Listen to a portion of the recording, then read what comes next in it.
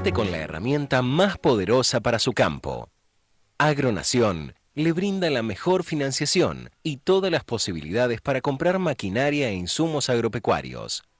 Solicite asesoramiento llamando al 0810-666-2476. 22, 6 minutos, bienvenidos a este pacto de caballero. Y te tendría que hacer un reconocimiento. Más allá de mis cargadas, más allá, cada vez que lo cargo ganan. Pero ¿usted tomó conciencia de esto? Seguí cargándonos. Sigo. Ahora están en mitad de tabla, lo cual es positivo. A ver, Independiente En la B, obviamente, pero mitad de tabla. Más cerca de jugar el clásico con Racing nuevamente, no por mérito propio, no porque vayamos a ascender, sino porque ustedes van a venir para abajo, me parece. Así bueno, que, hablando de números y hablando de lo que va a ser el 27 de octubre, recordemos que son las elecciones generales, donde se va a renovar, entre otras cosas, la mitad de la Cámara de Diputados, 1/3 del Senado, legislaturas locales.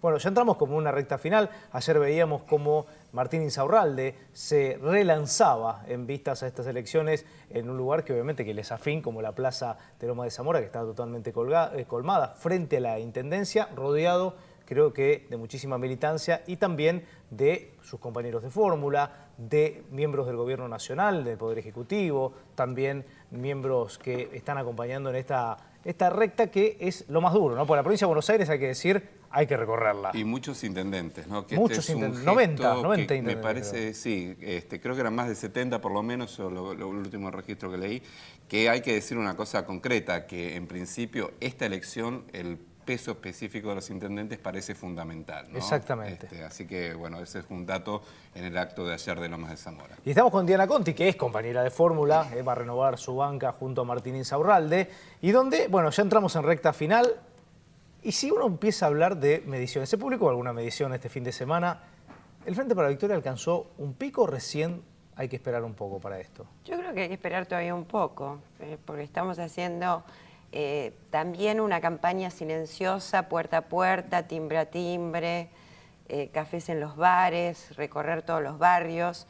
Nos hemos distribuido con Martín y con el resto de los dirigentes políticos y de la militancia, aunque no sean candidatos, llegar a todas las casas de nuestra provincia, y eso va a traer resultados. La gente se siente muy reconfortada cuando puede charlar cara a cara con nosotros. Claro, porque en tiempo físico es imposible recorrer, digamos, si no se divide en el trabajo, 135 municipios. Sí, es casi imposible llegar casa a casa. Son tiempos muy cortos los que impone esta nueva ley electoral, son 30 y pico de días. Diana, más allá de la cuestión legislativa, ¿qué se juega en esta elección para ustedes? Y yo creo que se juega un modelo de país donde la inclusión social es una realidad, aunque se gobierna para todos, pero donde la inclusión social, el empleo y llegar al pleno empleo es lo que hace la base de la igualdad, sin la cual no se puede tener libertad. Ahora, pero no están planteando es difícil en términos... decirlo en un tiempo mediático. Pero no están planteando esto en términos, pues yo lo escuchaba hablar a Martín Insaurralde, también lo escuchaba a Sergio Massa, y plantean la cosa como si van a ser electos gobernadores o presidentes, digamos. Lo que cambia es la legislatura, no el modelo de gestión en este caso. Sí, las legislaturas no van a cambiar tanto porque el número que vamos a tener, vamos a seguir siendo primera minoría, pero sí me parece que la batalla cultural sigue. Ojalá todas las propuestas, incluso legislativas en este caso, fueran como las que encarna el radicalismo en nuestra provincia, Margarita Stolbizer y Alfonsín, que son en todo caso con diferencias, pero que tendemos a un modelo de país nacional, popular e inclusivo. Hay otras ofertas electorales, justamente las que están en la provincia de la cabeza, que por cómo está integrada la lista, por la promoción que tienen del grupo monopólico, son claras listas al servicio de estos intereses sectoriales y no los nacionales y populares. Entonces, eso cobra importancia porque es el rumbo a seguir. Y mucha gente a lo mejor puede hoy creer que en busca de pluralidad va a ser luego fácil ¿No le conseguir... están subiendo mucho el precio en este caso al grupo mediático? Porque, digamos, si tiene tanto poder Clarín como para lograr semejante cosa? Es decir, que tiene un poder enorme todavía. Bueno, lo que pasa es que no es solo Clarín. Me parece que en Clarín se sintetizan otro tipo de privilegios empresariales o financieros, del poder que no es el político, el poder político siempre va a elecciones. Hay poderes permanentes que siempre, históricamente, se han resistido y se van a seguir resistiendo a la redistribución de la riqueza, a que el poder sea más democrático. Después de las PASO, como que el gobierno leyó determinadas cuestiones que entendió como que motivaron el voto en contra, sobre todo en la provincia de Buenos Aires, tema de inseguridad, tema de inflación, el tema del diálogo, de buscar algún tipo de relación distinta con distintos actores de la sociedad. ¿Estos cambios son cambios que llegaron para quedarse o tienen que ver simplemente con la cuestión electoral? No, yo creo que todas las voces se escuchaban y bueno, uno tiene momentos y esta es una coyuntura donde hay posibilidad de sentarse con el sector trabajador, con el sector empresarial y buscar acuerdos allí. No será un consejo económico-social, pero es un diálogo que va a perdurar.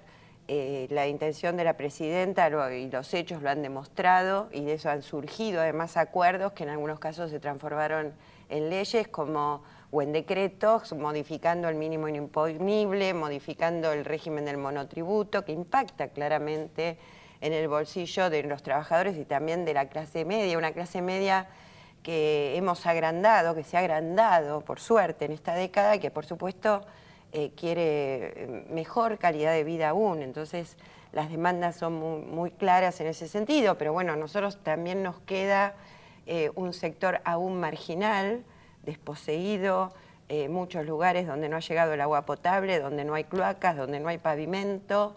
Esos lugares no van a ser abandonados por nosotros porque la mejor calidad de vida para todos se va a dar y la mayor seguridad y la mayor justicia y la mayor libertad se va a dar cuando sea más igualitario y equitativo el modo de vivir de nuestro pueblo.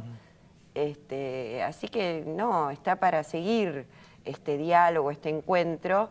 Lo que ocurre es que si bien una década son 10 años y son largos, reconstruir un país que estaba absolutamente devastado hace que los gobiernos, en este caso Néstor, luego Cristina, hayan tomado prioridades, por un lado, a qué dedicarse, a reconstruir, y mientras tanto a acumular políticamente fuerza como para desafiar a determinados sectores que son resistentes y lo van a seguir siendo a cualquier posibilidad Hay dos temas de igualdad. Que uno dice clase baja o clase media o clase alta.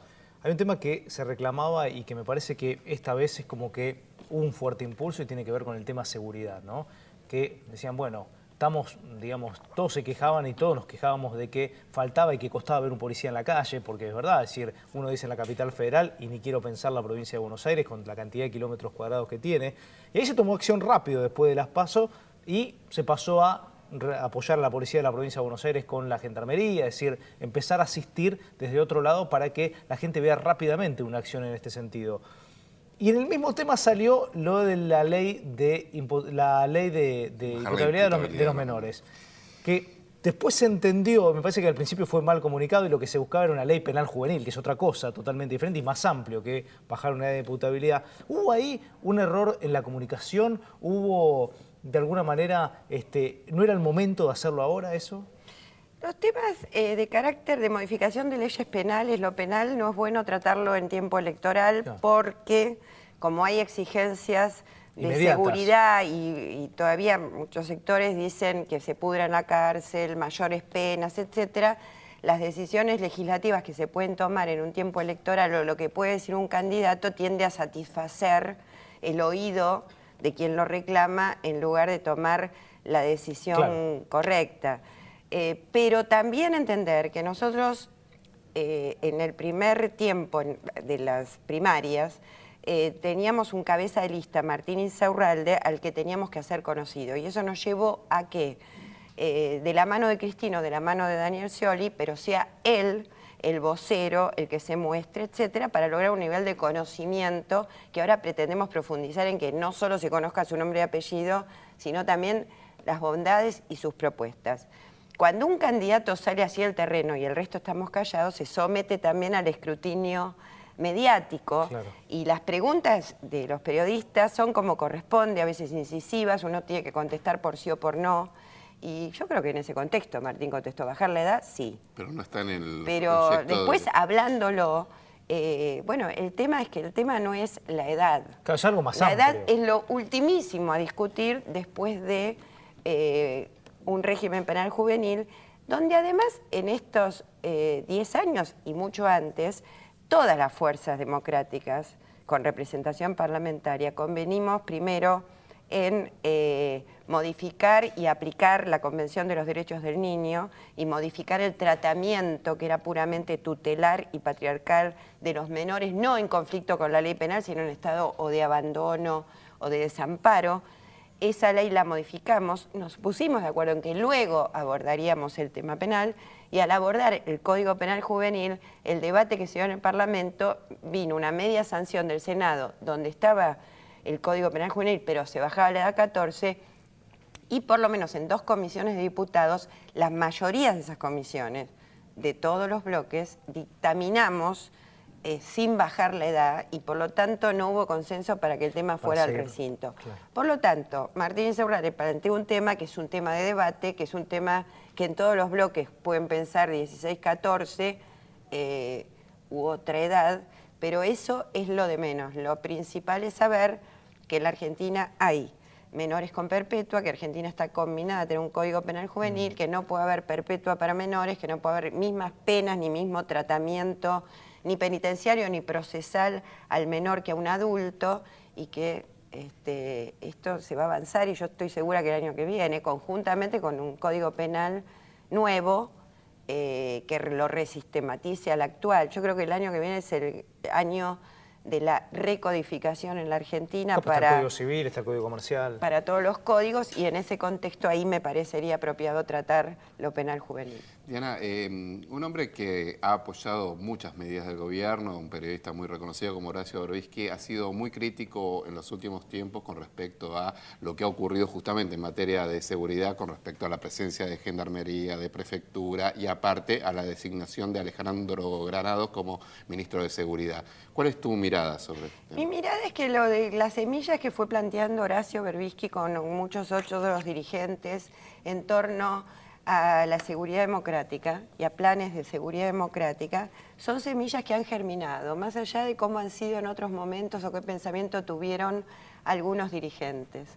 En ese contexto, a mí me parece oportuno, me pareció bien que así como en algún momento a nivel nacional se creó el Ministerio de Seguridad, con Nilda Garré a la cabeza, ahora con otros funcionarios, también en la provincia se desdoblaran las áreas de seguridad y justicia, porque cuando se trata de 2 ministerios hay mayor abocamiento del funcionariato de esos ministerios a la problemática que se trate, por supuesto coordinados en su labor por el jefe máximo que es el gobernador, y me parece bien que sea un intendente en esta etapa el que ocupe ese ministerio. Y en sobre particular todo un por intendente Granados, donde, más allá de lo que se pueda, lo que Granados pueda haber dicho o hecho, en Ezeiza hay seguridad, y no es una seguridad con gatillo fácil. La seguridad que obtuvo Granados en Ezeiza no ha sido con casos sistemáticos de violación a los derechos humanos. Y otra pregunta que tiene que ver con una referencia que vos hiciste con respecto a Sergio Massa, como una especie de, en los últimos días, de volver al pasado, que la propuesta de Massa es volver a los 90, en cierta medida. Sí, el candidato de las corporaciones. Exactamente, ¿no? el candidato de las corporaciones. Sergio Massa hace un rato hizo unas declaraciones sobre vos, diciendo que vos en el pasado, y creo que remitió unas declaraciones que vos hiciste en febrero, lo tomabas como un modelo de gestión. ¿Cambió Massa? ¿Cambió el gobierno? ¿Cómo es la historia? No, yo soy de zona norte, de Vicente López Olivos, y es verdad que la parte que más visito de Tigre es la parte turística, que está muy bien, y ahí siempre le reconocí a Massa haber tomado lo mejor de Ubieto, que es en realidad el que gran reformador de la zona de Tigre. En ese momento él estaba en ese espacio, yo voy a dar una charla a un café temático de Tigre, él mandó unos periodistas, no me parecía bien denostarlo y dije es un buen intendente.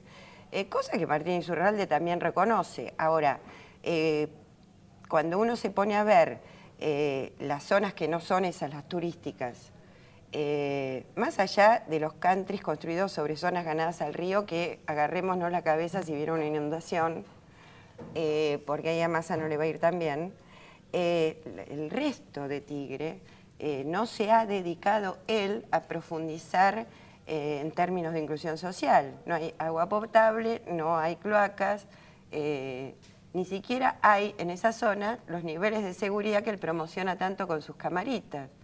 Entonces, y además, en términos políticos, él decidió dar un paso al costado y representar los intereses que claramente representa, con lo cual para mí volvió a sus orígenes, mostró el hilacha, es la UCD hecha persona. Diana, te hago la última y tiene que ver esto con algo que se venía hablando después de las PASO, el tema como que se aflojó, y es el tema de reelección. La presidenta dijo que no piensa cambiar la Constitución, asume que no es eterna, etcétera. Así que... Está totalmente fuera de agenda. Cuando el pueblo lo pida, la volveremos a pelear. Diana, gracias por haber venido. Ya volvemos en minutos y estamos conversando con Margarita Stolbizer.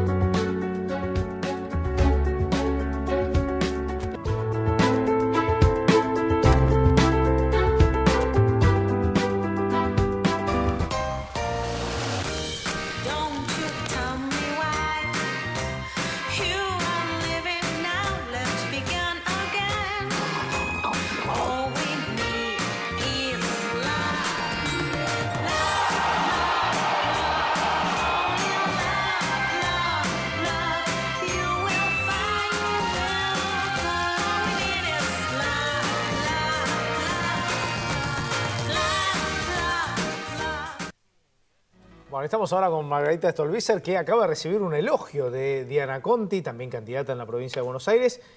Y los números que, si se sigue una lógica de los números son iniciales, igualmente que se mostraron este último fin de semana, muestran un Sergio Massa que ha crecido un poquito más, el Frente para la Victoria con Martín Insaurralde que ha crecido otro poquito más, Margarita Stolbizer, que también ha crecido, y el que ha perdido y han sacado todos los votos es Francisco de Narváez, que ha quedado como muy aislado, ¿no? Algo así de 4 puntos, le daban decir una cosa...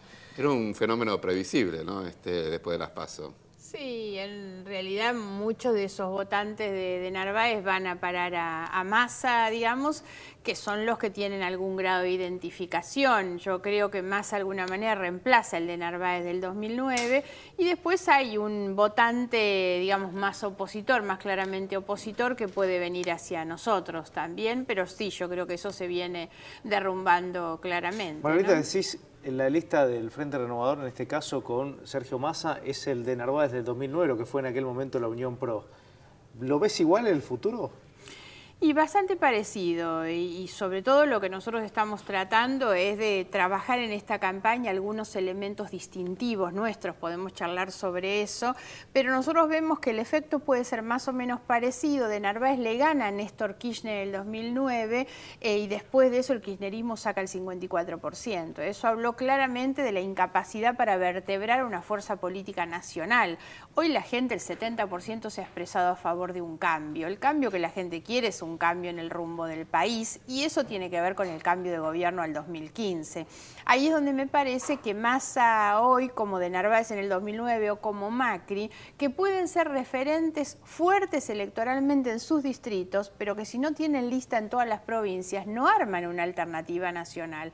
Y ahí es donde yo creo que nosotros somos los que estamos mejor parados, porque nosotros en octubre vamos a sumar los votos de Wiener, de Cobos, de todas las provincias, porque realmente somos un frente nacional. el Frente para la Victoria es un proyecto nacional. Frente a ese, el único que existe es el Frente Progresista. Eso nos posiciona a nosotros y a mí me da la impresión que esto que se ha armado tan así con alfileres, uno habla con los integrantes de la lista de Massa, ni se conocen entre ellos, ni sabe lo que piensa uno del otro. A veces hasta alardean de su propia diversidad, pero eso no es bueno en un armado donde no saben cómo van a votar cuando les toque frente a cualquier tema, claro, ¿no? Hay un dato bastante llamativo que quizás pasa desapercibido, que en la lista de Massa tenés sectores empresariales y sectores sindicales. Y uno se plantea, frente a una discusión, por ejemplo, ART, ¿cómo van a hacer para lograr una unidad cuando se supone que son intereses totalmente enfrentados en eso?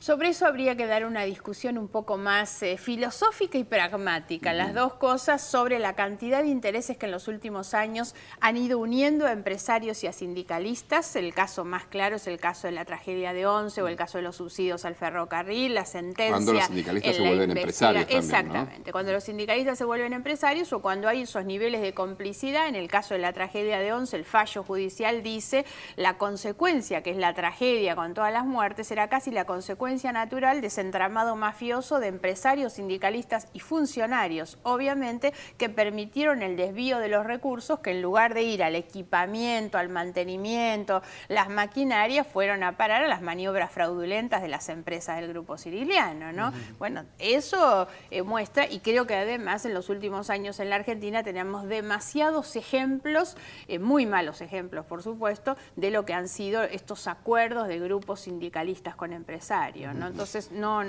es tan llamativo que puedan estar juntos en una misma lista. Margarita, recién mencionabas a Hermes Wiener, ¿no?, que es candidato, que está trabajando con ustedes. Hizo unas polémicas declaraciones, hoy las estuvimos escuchando en la edición central de CN23 con FM Delta. Le preguntaron por el origen de la pobreza en su provincia y él dijo que en Santa Fe, bueno, tenía que ver mucho esto con las personas que venían de países limítrofes. Un poco hizo algunas declaraciones xenófobas, ¿no? Como también que tenían que ver con personas que venían de otras provincias y se instalaban sin trabajo y sin ese tipo de cosas. ¿Lo ves así? ¿Qué le pasó? No sé, a mí me llamó la atención.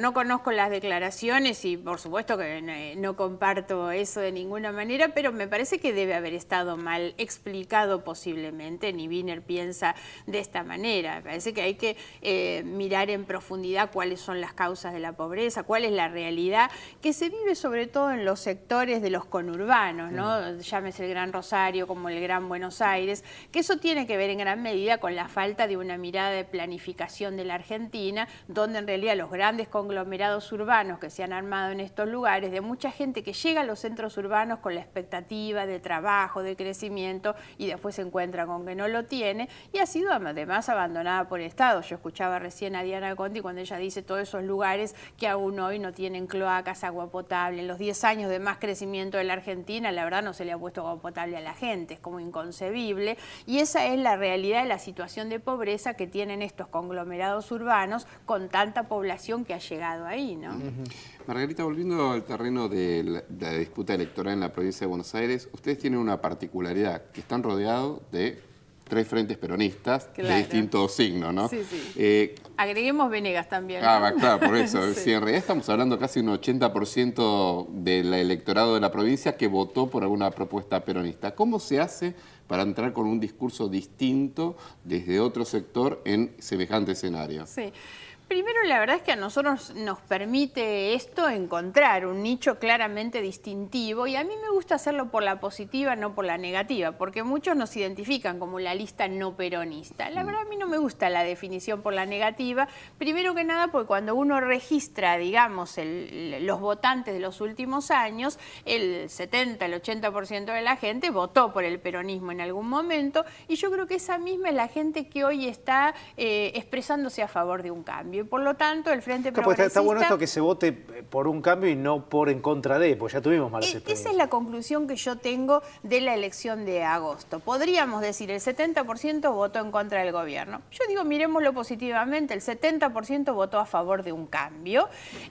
Ahora, esa gente, hay mucho de ahí que ha sido voto peronista. Por eso a nosotros nos gusta más definirnos positivamente. ¿Cuáles son nuestros rasgos positivos? Bueno, yo creo que hoy, además de que nosotros no no, digamos, no participamos de quienes están en las demás listas y han formado parte del gobierno kirchnerista de estos últimos 10 años. La verdad es que somos la única expresión clara y honestamente progresista.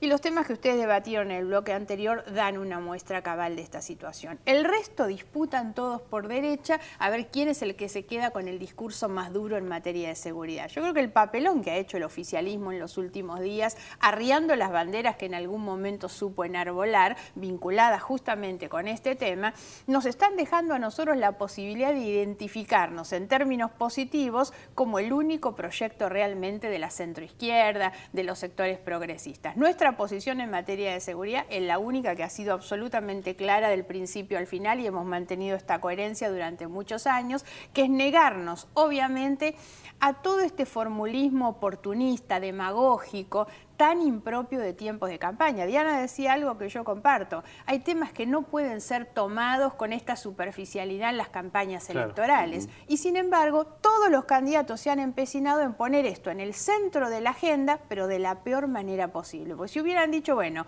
hay que hacer un gran acuerdo para discutir una visión integral en materia de seguridad, con seriedad, con profundidad. Ahora, entre las decisiones del gobernador que nombra a Granados, el gobierno nacional que manda la agenda Gendarmería, Insaurralde pidiendo bajar la edad de punibilidad de los menores, la verdad compiten entre ellos. Agreguemos a esto que Massa dice, no, están diciendo aquello que es mío, y él se atribuye la autoría, y lo de Massa, que bueno, es una cosa donde en realidad ni se sabe lo que piensa, pero todos sabemos que está mucho más cerca de esas posiciones de derecha. ¿Por qué crees que se resiste al debate? Y bueno, fundamentalmente porque el capital que él ha acumulado durante todo este tiempo es la intriga del respecto de lo que piensa. Fíjense al punto tal que hasta 24 horas antes de la presentación de listas, la intriga era si era oficialista u opositor. Y no se ha definido en nada, salvo cuando trata y tira temas y logra títulos con temas que están en el Congreso discutiéndose hace 20 años. Y el hombre dice, vamos a presentar la propuesta del cambiar el mínimo no imponible. Y es título. Vamos a presentar, claro, los temas de la inflación. Sí, a mí me asustó cuando por ejemplo, presentó algunos proyectos que salía de Narváez y de Narváez decía, no, pero esto yo ya lo presenté en 2007. Bueno, yo digo, ¿qué es esto? Título también, vamos a aumentar las penas para los corruptos. Debería saber que las penas en este país no se le aplican a nadie, en realidad. El problema es otro, si no si no mejoran las investigaciones judiciales, la verdad. Y nosotros somos los únicos que no nos hemos subido a esa propuesta tan demagógica y tan oportunista. Y nosotros nos mantenemos en contra de la Gendarmería, en contra de la baja de la edad, en contra de la designación de Granados, en contra de la Policía Comunal. Pero lo hacemos convencidos. En realidad, ojo, no es simplemente por ponernos en una posición contraria a todo, simplemente porque creemos que eso es estafar a la gente, haciéndole creer que sus problemas de seguridad, que son complejos, que tienen que ver con muchas otras cuestiones, se van a resolver con estas medidas. Granados no te gusta, ¿no? No, por supuesto, pero además fuera de la persona. Imagínense, Scioli venía haciendo una campaña, no sé si la han visto, una campaña de desarme, buenísima, la verdad. Había invertido en una campaña de desarme y la remata designando como ministro de Seguridad una persona que alardea de tener armas y de no haberle acertado cuando le pegó los tiros a los que le fueron a robar. La verdad es una cosa inconcebible. Pero más allá de la persona y lo de Granados, frente a un problema tan complejo como el de la inseguridad, la salida debió haber sido una salida con sustancia técnica, científica, especialistas, convoquen una rueda de especialistas a discutir estos temas, pero de la peor manera han salido. Yo creo que si querían buscar un intendente para darle un poco de ejecutividad y gestión, tenían un montón para elegir, creo que de encima han elegido el peor. Y Granados tiene algo que me parece que es exactamente lo mismo que Massa. Han instalado esta idea como parte de una fantasía de buena gestión en materia de seguridad, y muchos hasta dicen, ¿no? A mí incluso periodistas que me lo preguntan respecto a lo que Massa, dicen, bueno, pero Massa ha logrado... Miren, la verdad es que no ha logrado nada, porque lo único que han aumentado en Tigre como en Ezeiza son los barrios cerrados. ustedes vayan a cualquiera de esos dos lugares, lo único que aumenta son los barrios cerrados. Si realmente hubiera seguridad, habría más barrios abiertos y la gente no se encerraría dentro de los country. Y eso es lo que prolifera hoy en Ezeiza como en Tigre. Margarita, gracias por haber venido. Gracias por la invitación. Vamos a la pausa y cuando volvemos nos ocupamos de lo que es, bueno, la toma de colegios nuevamente. Recordemos, el año pasado llegaron a 60 por el mismo tema, que están tomando los alumnos los colegios. Enseguida lo debatimos.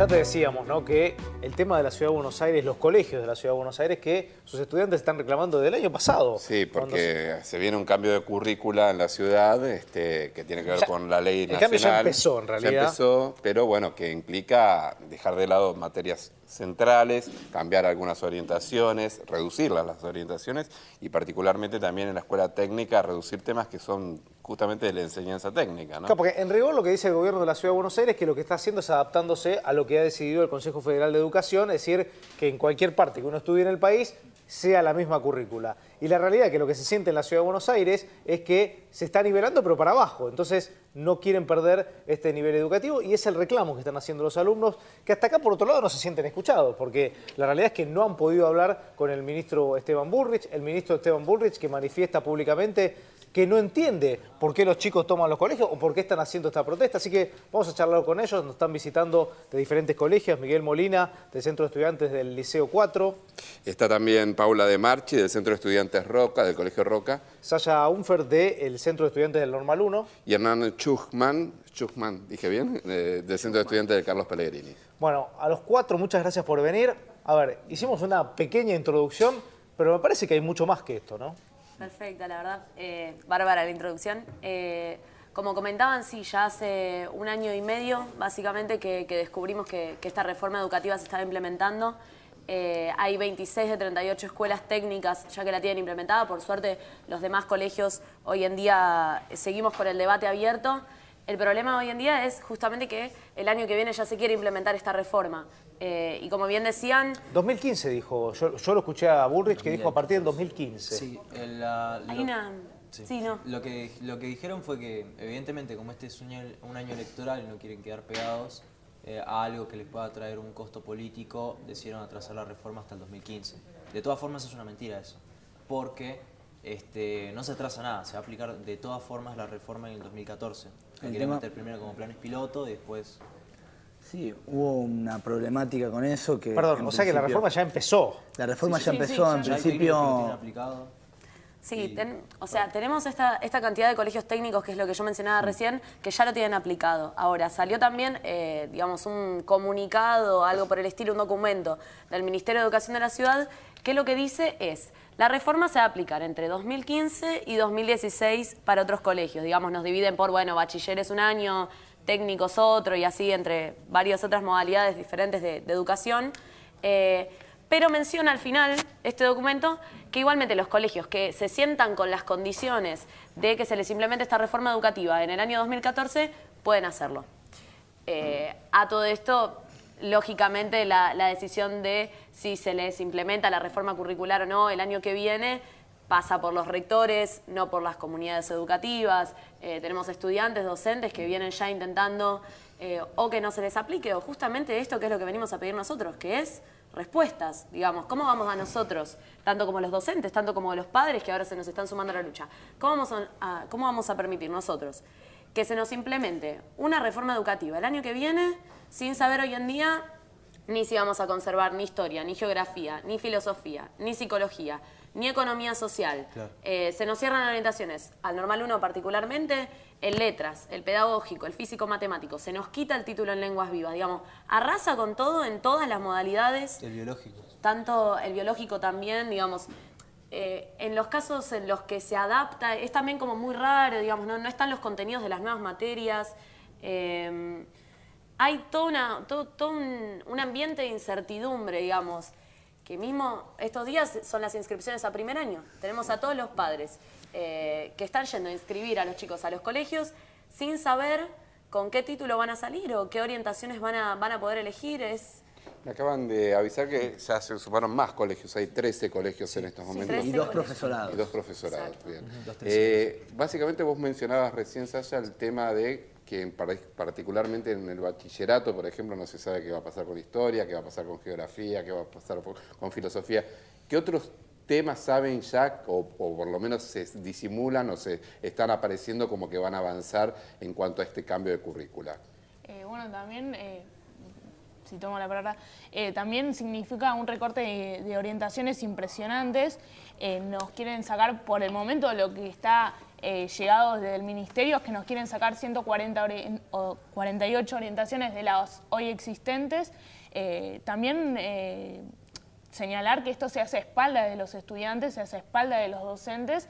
De hecho, ayer Burlich y Sileoni se juntaron en el Ministerio de la Nación a ver cómo levantaban el proceso de lucha que estamos llevando a cabo los estudiantes secundarios. Se juntaron, nosotros, el Centro de Estudiantes del Roca se hizo presente, hizo una movilización, hizo un corte de calle en la zona de Belgrano, después se movilizó al Ministerio, hizo un corte de calle ahí mismo, llevamos un documento que decía básicamente los reclamos de cada colegio, las reformas edilicias, que no se aplique la reforma de la nueva escuela secundaria, y también llamando a que los estudiantes nos hagamos presentes ahí, que se nos abran las puertas a todos los representantes de los centros de estudiantes, y obviamente se negaron a darnos la entrada, y por eso nosotros señalamos fuertísimamente que se hace a espalda de todos los estudiantes y de todos los docentes y de toda la comunidad educativa. Ahora, la pregunta es porque en el fondo ustedes lo que están pidiendo es que no se nivele para abajo, es decir, si el sistema educativo en el resto del país tiene menos materia, ¿por qué no hicieron al revés, digamos? ¿Por qué no hicieron que las provincias adapten el sistema al de la Ciudad de Buenos Aires? ¿Hicieron esa pregunta? ¿Les contestaron algo? No, mira, eso es algo que está, digamos, implícito. O sea, nosotros, a ver, ¿quién puede estar en contra de que todos los títulos valgan a nivel nacional, digamos, todos los títulos de escuela media valgan a nivel nacional y aparte se nivele la calidad educativa en todo el país? Está bueno, claro. Buenísimo. Digo, teóricamente, esta reforma educativa suena bárbaro. Ahora, si eso va a hacer que se nivele para abajo la educación, y bueno, vamos a tener que justamente exigir poder estar participando en los ámbitos en los que se decida cómo se va a dar esta reforma educativa para poder tener cierta injerencia, porque nos están pasando por arriba. Miguel, en este proceso de reforma, ¿no? Recordemos que esto tiene un contexto que fue en los 90, se provincializó la educación, cada cual siguió su propia currícula. 2006 se modifica la Ley Nacional de Educación, se dice esto, ¿no? Que tienen que tener todos más o menos el mismo nivel. Pasa esto, que las provincias que estaban más atrás logran mejorar, pero en las demás provincias no hubo conflictos en la readecuación de los contenidos. ¿Por qué pasa en la Ciudad de Buenos Aires? Bueno, básicamente nosotros vemos que justamente pasa en Capital Federal este proceso de lucha enorme de nosotros, de los estudiantes secundarios, porque justamente no se pudo aplicar la ley del menemismo en la Capital Federal, y es lo que quieren hacer, es que se venga a la parte 2 de la ley del menemismo. O sea, quieren seguir destruyendo la educación a través de la supuesta homologación de los títulos, que nosotros estamos de acuerdo, que nuestro título valga en la Argentina, tanto en Jujuy, valga lo mismo como en Tierra del Fuego, estamos de acuerdo con eso, pero esto no puede ser así, o sea, se tiene que derogar la nueva escuela secundaria, por eso nosotros nos manifestamos. Sí, y no, básicamente nosotros queremos dar a entender que si en la capital ya no se aplicó la ley federal, o sea, porque pudimos resistir a que se aplique esta reforma que hizo desastres en todo el resto del país, salvo en la capital federal se conservaron los títulos como estaban, salvo en el colegio el Pellegrini, que se hizo una reforma. Así que a los compañeros sí es posible luchar en contra de una ley nacional, y nosotros consideramos que no se tiene que aplicar esta reforma porque va a ser desastres también, tal cual lo hizo la ley federal de Menem. Igual, en el caso de ustedes, ¿no? En el Pellegrini, Nacional Buenos Aires, pasa una particularidad. Ustedes están con los proyectos tomados, pero en solidaridad, porque no los afecta directamente el tema del plan de estudio, porque ustedes dependen de la UBA, ¿no?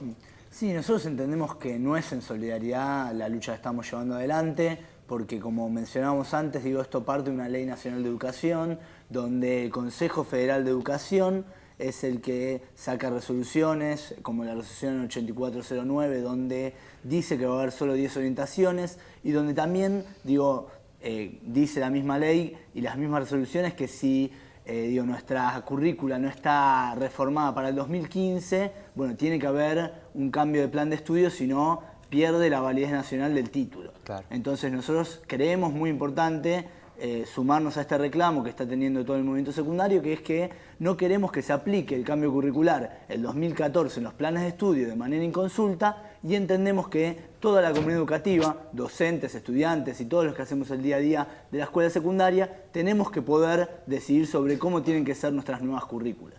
El año pasado llegaron a 60 las tomas, me acuerdo que fue una cosa... ¿Creen que van a lo mismo? Es decir, Sí, hicimos... eso que justamente vos lo estabas diciendo, que habían 13 colegios tomados y dos terciarios, que son el terciario de Normal y de la Costa, pero además hay una larga cantidad de colegios que están en plan de lucha, en asambleas, piquetes, además de las tomas, viendo cómo hacer otras medidas de lucha, y en total hay 42 colegios que están en plan de lucha. 42. 42 Yo colegios igual que están en plan de hago lucha. una salvedad ahí, digamos. Nosotros tenemos una diferencia clave con lo que fue la lucha del año pasado, que es que hoy en día tenemos una persecución política que no se pueden imaginar, ¿Por qué? digamos.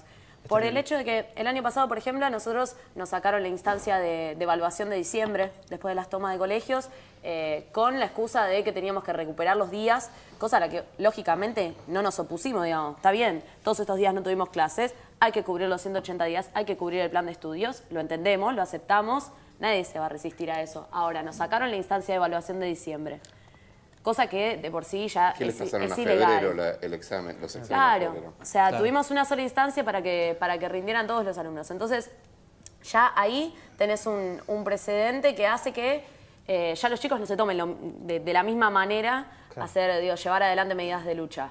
Y además tenemos a todas las autoridades de todos los colegios, autoridades con las que inclusive antes teníamos un diálogo súper fluido, incluso autoridades que coinciden en nuestros reclamos, que entienden que lo que estamos planteando no es una locura, autoridades que están con nosotros y que sin embargo por directivas del Ministerio de Educación de la ciudad tienen sí o sí que limitar asambleas, reuniones de delegados, lo que sea necesario para que no tomemos el colegio. Entonces, ya el viernes pasado levantaron, digamos, 4 asambleas, 4 posibles tomas.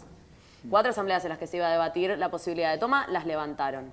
Esperemos verdaderamente que se pueda, ¿no? Y que lleguen a un acuerdo, porque parece que no es tan difícil, es decir, no es que no se está pidiendo ninguna locura, Sí, no. y me parece que no debe ser tan complicado de acordar. No, y lo interesante de esto es que son jóvenes estudiantes que están preocupados, manifestándose Justamente por por tener los- una mejor educación, que es, creo, la clave para entenderlo, ¿no? Chicos, gracias por haber venido, ¿eh? No, a ustedes. Nos despedimos hasta el próximo martes a partir de las 22 horas. Que la pasen muy bien. Cuente con la herramienta más poderosa para su campo. Agronación le brinda la mejor financiación y todas las posibilidades para comprar maquinaria e insumos agropecuarios. Solicite asesoramiento llamando al 0810-666-2476.